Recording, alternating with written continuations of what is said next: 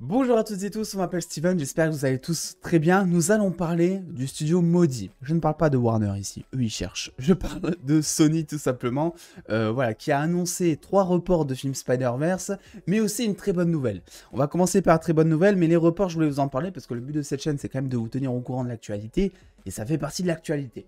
La première grosse nouvelle de Sony, qui vraiment, j'ai vu ça, je m'y attendais zéro pour le coup, même si ça paraît logique, on va voir un petit peu pourquoi. C'est tout simplement Karate Kid qui va revenir. Oui, mesdames et messieurs les DOS, Karate Kid, un nouveau film, arrive le 7 juin 2024, en sachant que la dernière fois qu'on a eu un film Karate Kid au cinéma, c'était en 2010 avec le remake, avec Will Smith, Jaden Smith, pardon, et Jackie Chan. Donc voilà, on a un nouveau film qui va sortir. On ne sait pas si ce sera une suite tout simplement au film précédent. On ne sait pas si ça sera même une extension à la série Cobra Kai sur Netflix. Et en sachant aussi que Ralph Macchio, qui joue Daniel LaRusso, avait déclaré chez Jimmy Fallon en janvier 2022 « Cela devient un genre d'univers connecté de Karate Kid, vous savez, comme Marvel. Je veux dire, nous pourrions faire des préquels, nous pourrions faire des films, peut-être ferons-nous un spin-off dans ce sens. » Donc en janvier 2022, Ralph Macchio avait l'air de dire que Karate Kid, en fait, s'était étendu sous forme en fait, de franchise à la Marvel, à la DC, à la Harry Potter. Bref, c'est ce que tout le monde cherche à faire maintenant. Il y a des trucs qui s'appellent le Conjuring Verse, le Monster Verse. Enfin, tu rajoutes verse à chaque fois, à chaque fin de film, et ça fait une licence, quoi. C'est rentable, ça accroche les fans, et c'est ce que tout le monde cherche à faire aujourd'hui. Il y a de plus en plus de spin-off, Game of Thrones, The Witcher qui arrive avec ses séries d'animation, et plus encore. Bref, ça, c'est logique, si vous voulez.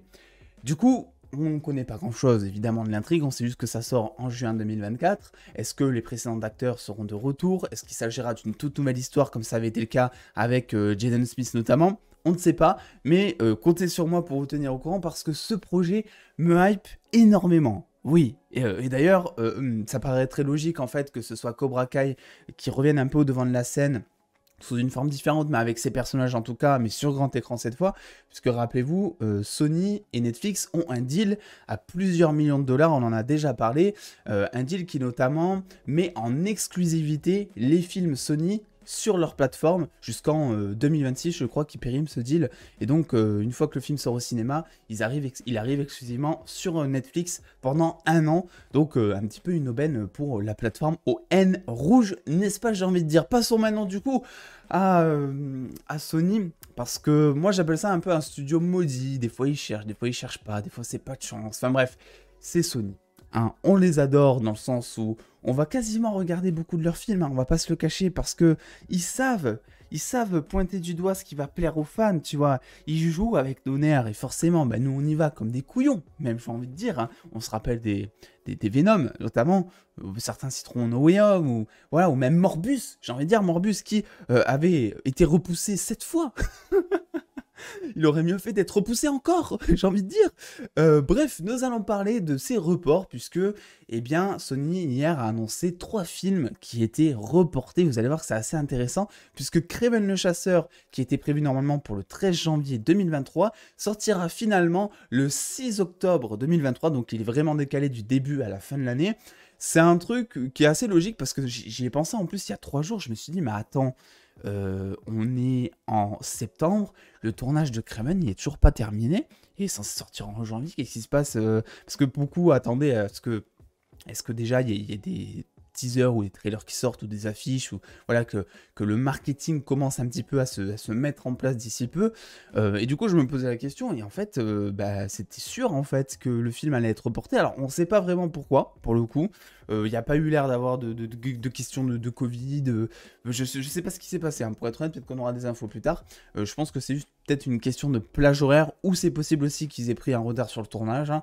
On ne saura probablement jamais vraiment la vérité en tout cas, mais ce qui est sûr, c'est que Kraven passe en fin d'année, et que du coup, eh ben ça fait chier tout le monde derrière, tous les films, parce que Madame Web, qui était prévu donc le 6 octobre, eh bien lui passe le 16 février 2024.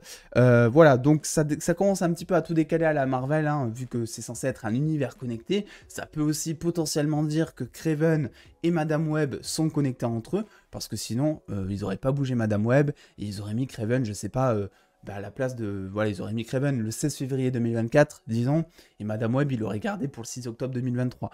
Donc, ils auraient pu faire comme ça. Le fait est que s'ils veulent absolument garder Craven devant Madame Web, c'est peut-être que Madame Web, ça aura du sens de mettre du Craven dedans, étant donné qu'on le rappelle, dans les comics, et même dans les dessins animés, Madame Web est un petit peu un genre de... comment je peux dire ça? Un genre... c'est compliqué, en plus, c'est trop spécial comme personnage. C'est un genre de Doctor Strange, on va dire, mais dans le Spider-Verse, c'est-à-dire que elle a des délires où elle peut voir l'avenir, etc. Il y a tout qui se connecte à elle, il y a plusieurs Spider-Man et tout. Donc c'est un petit peu, on va dire, le centre, c'est un Nexus, quoi. C'est le centre du multiverse, un peu Madame Web. Et donc je pense que c'est pour ça, et que tout l'intérêt de mettre Madame Web dans le Sonyverse, c'est vraiment d'exploiter ce multiverse à fond. On espère bien sûr qu'ils ne feront pas la même connerie qu'avec la post-crédit de Morbus, qui n'a aucun sens toujours 6 mois après sa sortie. Sinon, du coup, après Madame Web, il y a un troisième film qui est reporté, qui est marqué comme étant un film Sony Marvel inconnu, et qui était prévu pour le 12 juillet 2024 et qui sortira finalement le 6 juin 2025. Donc oui, ça commence un petit peu à dater là-dessus. Et quel est ce film mystérieux finalement Sony Marvel? Il ne s'agit probablement pas de Spider-Man 4, etc. Puisque pour l'instant, Tom Holland aux dernières nouvelles est toujours en pause. Il n'y a pas non plus de nouvelles si vous me posez la question concernant un The Amazing Spider-Man 3 ou j'en sais rien. Je pense que le plus probable sur ce film Sony Marvel, c'est tout simplement le Venom 3, en fait, puisque Tom Hardy avait publié sur son Instagram que le boulot pour Venom 3, son script avait bel et bien commencé, donc probablement qu'on aura un début de tournage, je sais pas, en fin d'année prochaine ou un délire comme ça. Donc voilà, je pense qu'il s'agit de Venom 3, donc potentiellement Venom 3 reporté aussi. J'étais le premier, vraiment, vous le savez, si vous me suivez en live, parce qu'à l'époque j'avais pas de chaîne, donc je pouvais pas en faire une critique, mais je l'aurais dit, je suis un des premiers à défendre le premier film, que je considère pas comme étant un chef-d'œuvre, mais qui selon moi est un film qui fonctionne en fait. Ok, très différent des comics, mais en tant que film en lui-même, je trouve que voilà, c'est un film popcorn qui se prend pas la tête, c'est pas insane quoi, ça c'est clair, mais c'est divertissant, ça fonctionne. Venom 2 par contre, je lui défecte dessus. Ah, oui, Venom 2, y a rien qui va. Là, pour le coup, il y a eu une critique que je vous invite à aller voir si jamais vous voulez rire un peu. Bref, écoutez, c'est tout pour cette petite vidéo en ce samedi matin. En tout cas, ben voilà, Sony continue un petit peu à faire parler d'eux. Peut-être que c'est pour le meilleur, parce qu'on se rappelle aussi que donc Spider-Man No Way Home était sorti alors que les artistes n'avaient pas eu le temps de finaliser tous les effets spéciaux, étant donné qu'il y a beaucoup d'effets spéciaux dans No Way Home. Et donc, je me rappelle de cette scène, alors pas celle-ci exactement, mais la scène où il a encore la cagoule, qui est entièrement en 3D, et où ça se voyait en fait, où le Spider-Man était encore un peu trop stock pour le physique d'Andrew Garfield, où on voyait clairement que c'était pas Andrew Garfield sous le costume, et en plus même le fond, ils ont changé le fond, etc.